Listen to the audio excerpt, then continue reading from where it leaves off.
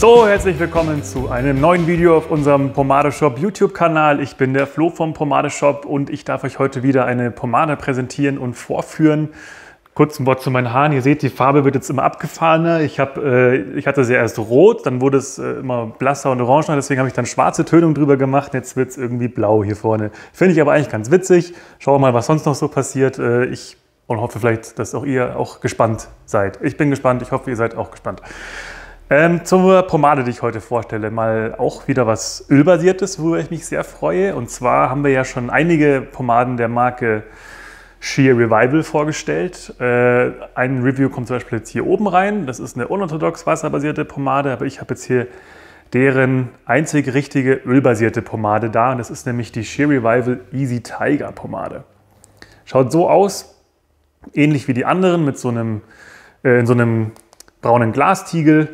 Mit einem coolen Etikett, mit einem schönen Muster drauf, wie die anderen auch. Glänzt so ein bisschen metallisch, sieht sehr schön aus. Und diese ölbasierte Pomade ist 100% natürlich bzw. mineralisch. Also wir haben hier keine synthetischen Duftstoffe oder andere Synthetika drin. Das ist ein absolutes Naturprodukt. Ich kann einmal die Inhaltsstoffe für euch kurz durchgehen.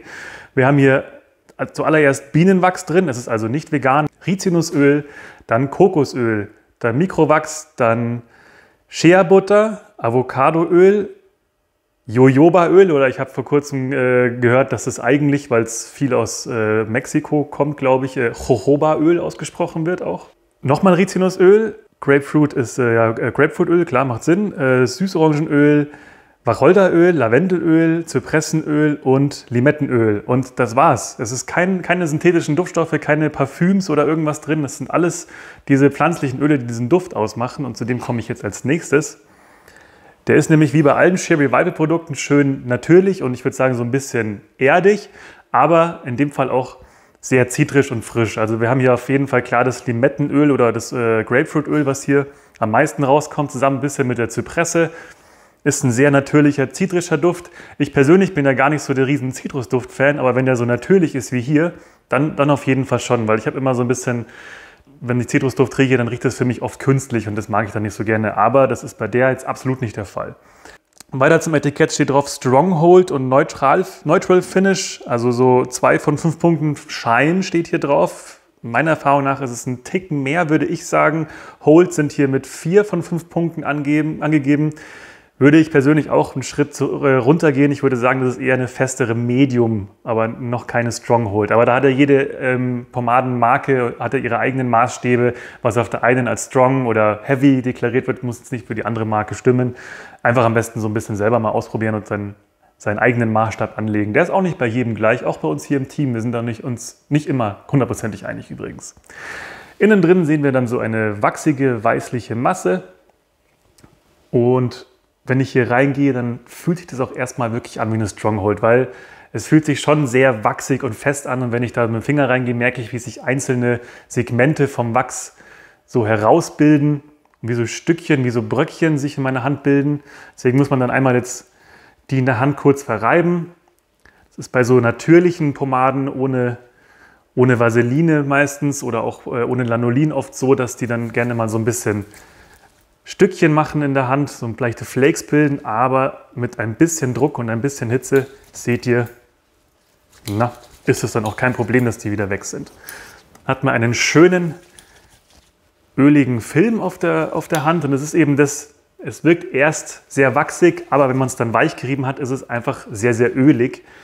Und wenn man es dann in den Haaren verteilt, natürlich je nach angewendeter Menge, wird es nicht mehr ganz so fest wachsig wie in der Dose. Beziehungsweise natürlich wird es durch das Erkalten schon wieder fest, aber es ist nicht in so einer geballten Menge wie in der Dose. Man hat nicht so einen riesen Wachsklumpen wie in der Dose jetzt, weil man hat es ja im Haar hoffentlich möglichst gleichmäßig verteilt. So, ich nehme jetzt einfach mal noch einen Finger hinterher. Da habe ich jetzt einen etwas hartnäckigeren Brocken, aber ja, schon ist er weg. Einfach ein bisschen zusammendrücken, dann geht er weg. Wenn man das Gefühl hat da noch sowas in den Haaren davon, so ein vielleicht leichte Flakes oder Bröckchen, dann einfach mit dem Föhn drüber gehen. Auch diese ganzen natürlichen Wachse schmelzen natürlich, wenn man da mit Hitze rangeht. So, Einarbeiten geht ganz, ganz leicht. Wie gesagt, das fühlt sich jetzt bei der Anwendung eher an wie wie ein Öl schon fast. Also wer vielleicht noch von Damon Barber das Remedy Wax kennt, das hat einen ganz ähnlichen Effekt. Das ist erstmal sehr wachsig im Glas, aber dann zwischen den Händen verrieben sehr weich und ölig. So, dann kämmen wir uns das Ganze mal schön nach hinten. Ich merke schon, dass auch Halt da ist. Also dass es langsam anfängt zu erkalten wieder. Das ganze Wachs. So, aber sehe auch einen deutlichen Glanz. Also das ist das, was ich gemeint habe, dass ich finde, ich glaube 2 von 5 Punkten. Da kann man ruhig 3, vielleicht sogar 4 von 5 Punkten geben. Na, ich würde sagen, sobald es dann ganz getrocknet ist, 3 von 5 Punkten würde ich sagen, ist der Glanz dann ungefähr. Da pendelt er sich dann ein. So, ich hoffe jetzt, dass das einigermaßen passt. Ich zeige euch jetzt einmal den Glanz noch von näher. Der sollte schon ordentlich sein. Jedenfalls schaut es bei mir hier im Spiegel so aus. Es ist schon was da. Die ganzen Öle machen also ihren Job. Das ist vom Halt her, wenn man leicht zu frisierende Haare hat, dann kann man hier ruhig auch ein bisschen in die Höhe gehen. Aber es ist jetzt nichts, was Locken oder richtig starke Wellen in Zaum hält. Da muss man schon eher zu einer anderen festen Pomade greifen, wie ja, sowas wie eine Bone Crusher zum Beispiel oder eine Diridari-Pomade oder eine Schmolzfassel fest bzw. extra fest. Die machen da noch einen zuverlässigeren Job. Aber wenn man mit so mittelfesten Pomaden gut klarkommt, ist auf jeden Fall auch die Easy Tiger von Sheer Revival eine sehr, sehr gute Pomade. Und was halt hier einfach der Wahnsinn ist, sind die Inhaltsstoffe. Das ist eine der wenigen Pomaden, die ich kenne, die wirklich zu 100% aus Natur bestehen. Und das finde ich sehr, sehr cool, sehr, sehr schön. Sheer Revival ist generell für mich persönlich so eine Herzensmarke, weil die ganzen Rezepturen finde ich persönlich sehr, sehr cool. Und bin in letzter Zeit sehr stark so ein Freund von so natürlichen Produkten geworden, von natürlichen Pomaden und auch gerne veganen Pomaden, nachhaltigen Pomaden.